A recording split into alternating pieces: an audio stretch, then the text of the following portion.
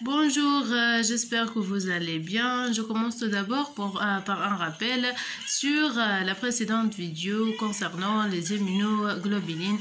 Donc, j'ai déjà dit que les immunoglobulines sont des glycoprotéines produites par les lymphocytes B effecteurs ou bien les plasmocytes au cours des réponses immunitaires spécifiques ou bien adaptatives. Alors, les immunoglobulines sont présents soit à la surface membranaire faisant partie du complexe BCR et on parle d'immunoglobulines membranaires, soit solubles ou bien produites dans les liquides biologiques de l'organisme, donc douées d'activité anticorps. Alors à propos de la structure de base, donc ces glycoprotéines sont organisées en monomères. J'ai déjà dit qu'un monomère est formé par 4 chaînes identiques 2 à 2, 2 chaînes lourdes colorées en rose ici et 2 chaînes légères colorées en vert. À propos des 2 chaînes lourdes, elles sont unies entre elles par des liaisons de forte énergie formées par l'association des ponts de sulfure au niveau de la région charnière ou bien le fragment de Hansch.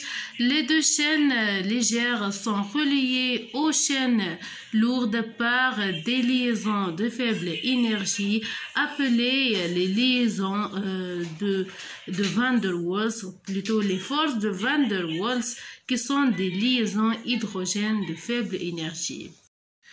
Ces 4 chaînes, les 2 chaînes lourdes et les 2 chaînes légères, sont organisées en domaine immunoglobulinique. On trouve des régions variables notées V et des régions constantes notées C. Donc à propos la chaîne légère, chaque chaîne légère présente un seul domaine variable noté 1VL et un seul domaine constant qui est CL ici. Donc, la chaîne lourde H présente aussi un seul domaine variable VH, mais 3 à 4 domaines constants CH, bien sûr. Donc, le nombre de ces domaines constants varie selon la classe d'immunoglobulines. Donc, les IgM et les IgE présentent 4 domaines constants. Les IgA, les IgD et les IgG présentent seulement 3 domaines constants. À propos des types de chaînes lourdes, il existe 5 types de chaînes lourdes selon la classe d'immunoglobulines. Nu pour les JM, epsilon pour les JE, alpha pour les JA, delta pour les JD et gamma pour les JG. Au contraire, la chaîne légère présente seulement 2 types indépendamment de la classe d'immunoglobulines qui sont soit kappa, soit lambda. Donc, voilà un résumé sur la structure du base d'un immunoglobuline. Donc, on peut parler des formules moléculaires donc selon la structure de cette glycoprotéine. Donc, comme l'immunoglobuline est formée par 2 chaînes légères et 2 chaînes lourdes, la formule moléculaire s'écrit H2L2. Comme la chaîne légère présente seulement 2 types communes à l'ensemble d'immunoglobulines, kappa ou lambda, on écrit H2 lambda 2 ou H2 kappa 2. Chaque monomère d'immunoglobuline présente 2 paratopes spécifiques du même épitope présents dans la région variable de monomère qui est la région Fab. Un paratope est formé par un domaine variable de la chaîne lourde VH et un domaine variable de la chaîne légère VL. Étant donné que chaque domaine variable d'immunoglobuline comporte 3 zones hypervariables appelées régions déterminant la complémentarité ou CDR, Complementarity Determining Region, organisées en boucle, 3 CDR-H et 3 CDR-L. Ces CDR sont séparés par des régions conservées ou peu variables appelées régions charpentes ou framework FR. Alors, la formule générale du paratope sera VH plus VL.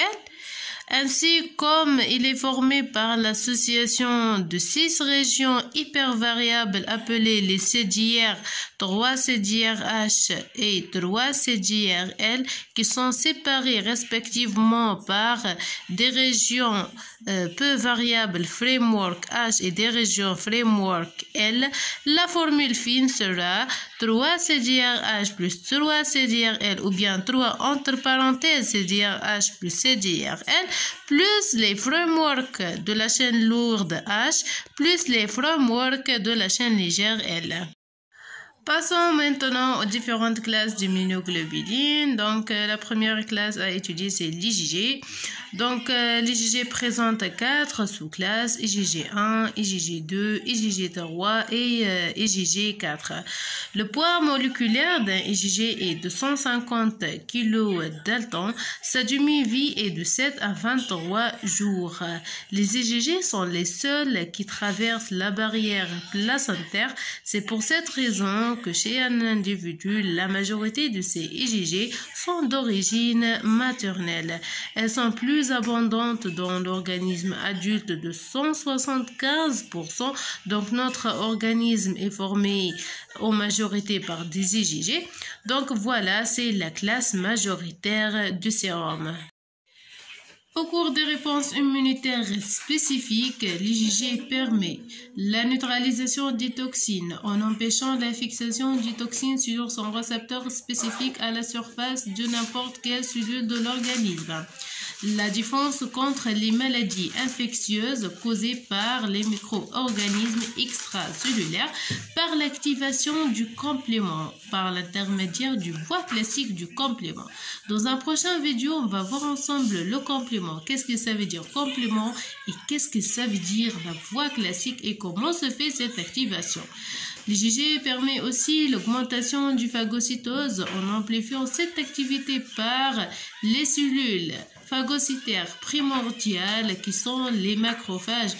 Donc, les polynucléaires neutrophiles assurent la phagocytose, mais il ne faut pas confondre parce que les polynucléaires neutrophiles interviennent au cours des réponses immunitaires innées. Mais lorsque je parle d'un IgG, donc l'IgG est présent seulement dans les réponses immunitaires adaptatives. Il faut faire attention alors. L'IgG permet aussi l'amplification de la cytotoxicité dépendante de l'anticorps, appelée l'ADCC, par l'intermédiaire des cellules cytotoxiques, parce que la cytotoxicité primordiale dans la réponse immunitaire adaptative se fait par l'intermédiaire des cellules cytotoxiques de la réponse immunitaire spécifique, qui sont les lymphocytes cytotoxiques. L'IgG est présent toujours sous forme monomérique, donc toujours on parle des 4 chaînes. Les 2 chaînes légères plus 2 chaînes lourdes, donc la formule moléculaire générale associée à l'IgG est gamma 2 lambda 2 ou gamma 2 kappa 2. Comme la chaîne lourde est appelée gamma, voilà, au lieu de dire H2, on dit gamma 2. Et comme la chaîne légère il existe seulement 2 types, lambda ou kappa, on dit lambda 2 ou kappa 2. Donc voilà comment j'ai obtenu cette formule-là. Comme l'IgG présente 3 domaines constants, on peut écrire C gamma 3 lambda ou C gamma 3 kappa. Voilà.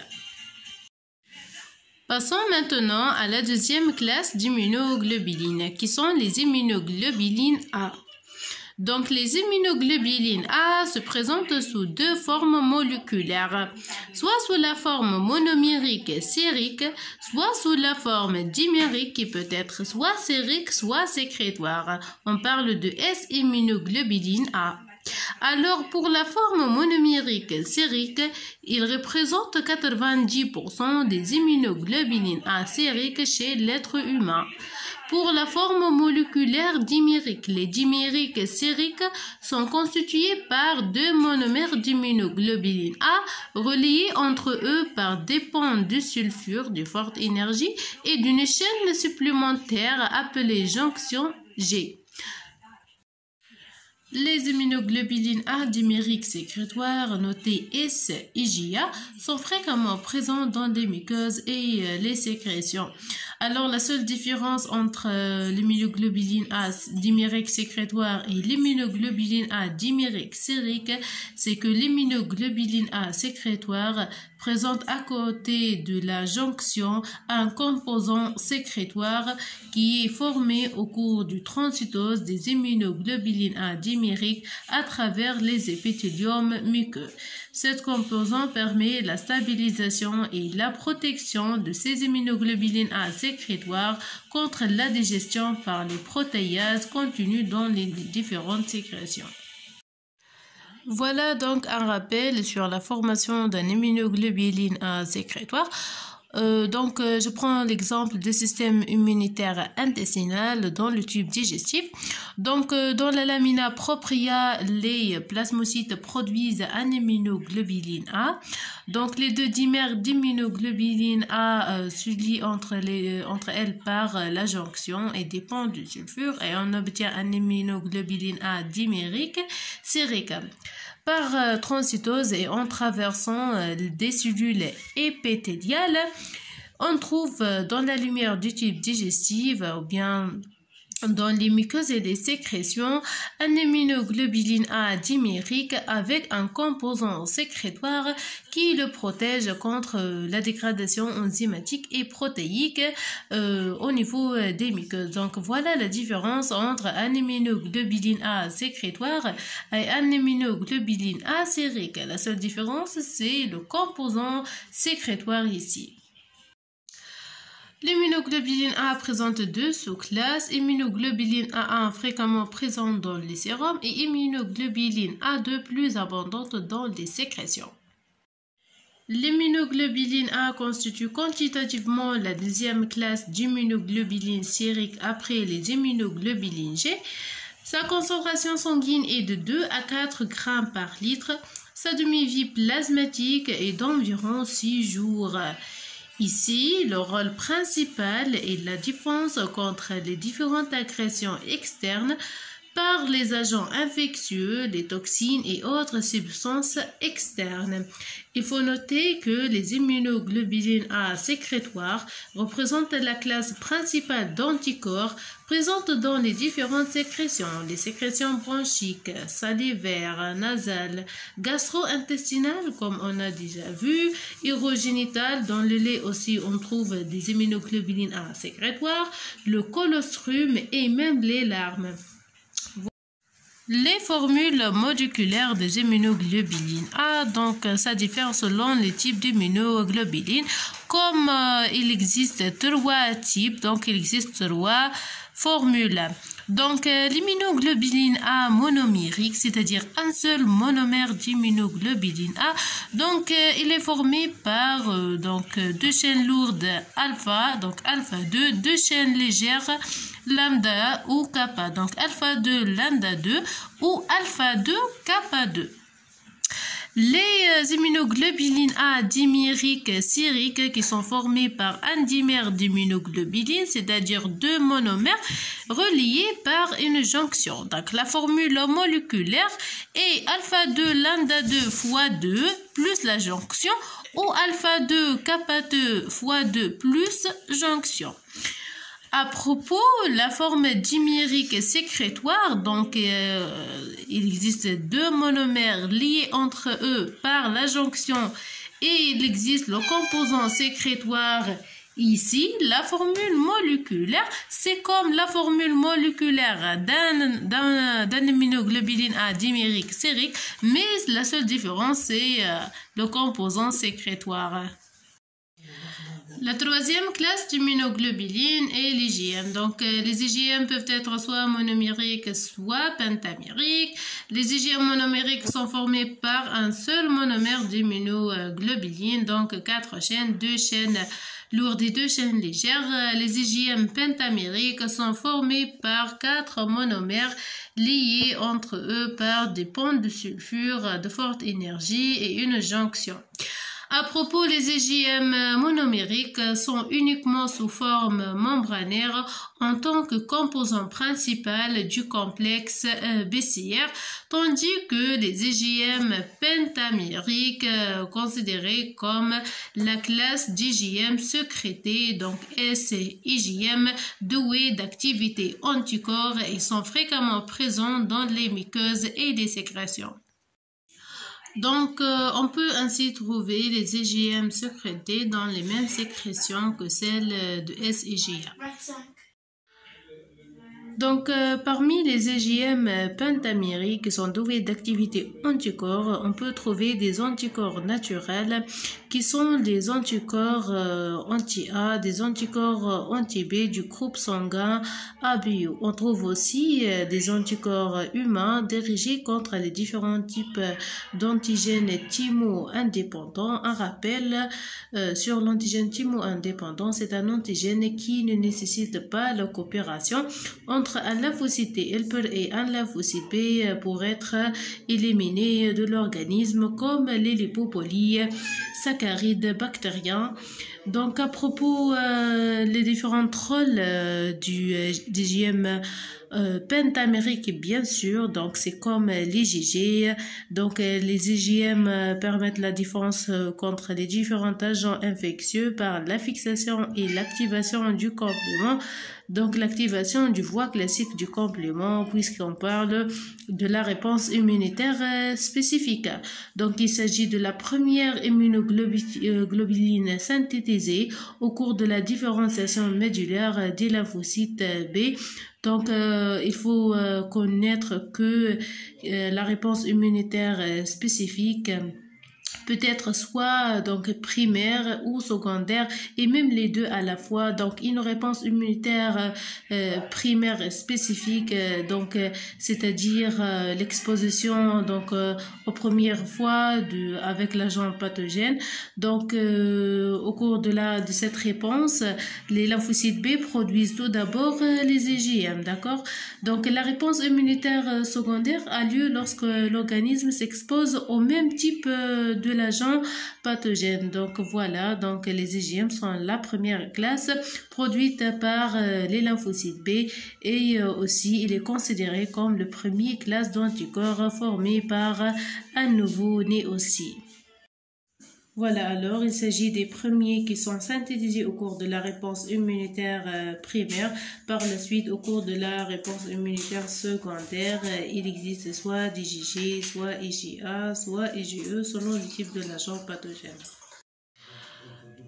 La formule moléculaire d'IgM, donc un IgM monomérique formé par 4 chaînes, 2 chaînes lourdes nu et 2 chaînes légères lambda ou kappa.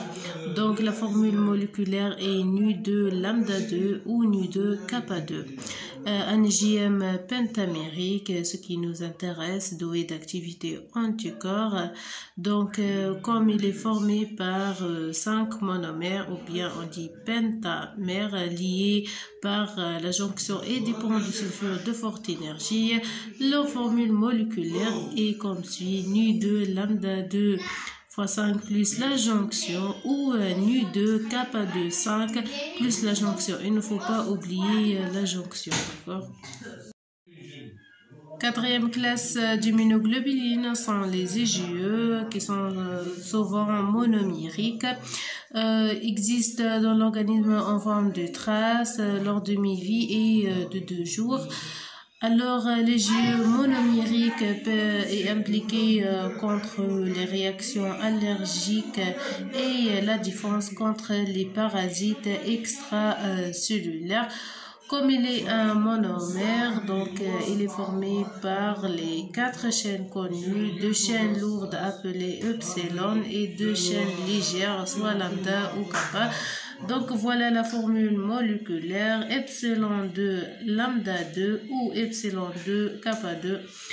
Pour les IgD, donc c'est comme les IgE, donc se trouve souvent sous forme monomériques. Les IJD sont principalement et uniquement plutôt membranaires, faisant partie du complexe BCR à la surface des lymphocytes B naïfs circulantes, mais quand même la majorité des lymphocytes B naïfs présentent l'IgM membranaire et non l'IJD, donc il existe négligeablement, d'accord.